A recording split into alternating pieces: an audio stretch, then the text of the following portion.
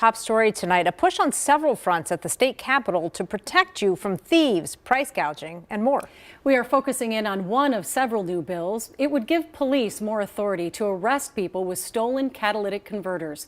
John Croman joins us live from the Capitol with more on that. John? You know, we found out today that Minnesota ranks third in the nation in cat converter thefts, second only to Texas and California.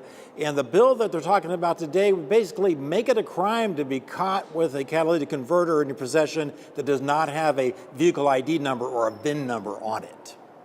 Something 12 times as valuable as gold. Senator John Marty's bill would require anyone who removes a catalytic converter from a car to put the VIN number on that part, so it can be traced to the car it came from. And we would make it a crime to possess a used catalytic converter that's not attached to the car if it doesn't have the vehicle identification number on it. Among those who testified at the Senate Commerce Committee, Carrie Peltier of St. Paul, her father-in-law's cat converter was stolen when he came to Minnesota for Thanksgiving. He had to leave his car here in Minnesota. He had to buy a plane ticket and fly back to Indiana. He had to rent a car for 3 months.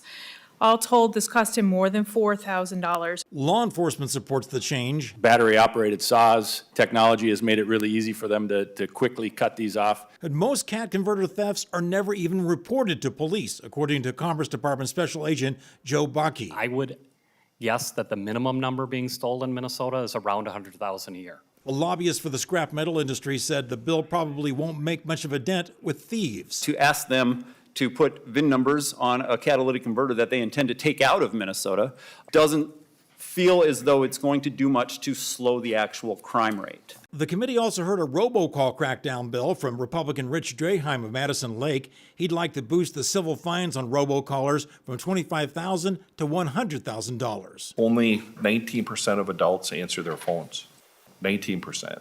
And in case of emergency, someone could really need help.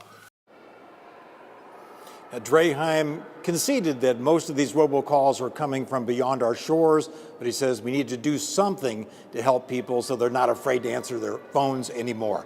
The third consumer protection bill they're launching this week in the Senate involves drug prices. They want to start something called I'll call it the Prescription Drug Affordability Board, basically a new agency that would look at these prices as they're coming on and try to do something about it.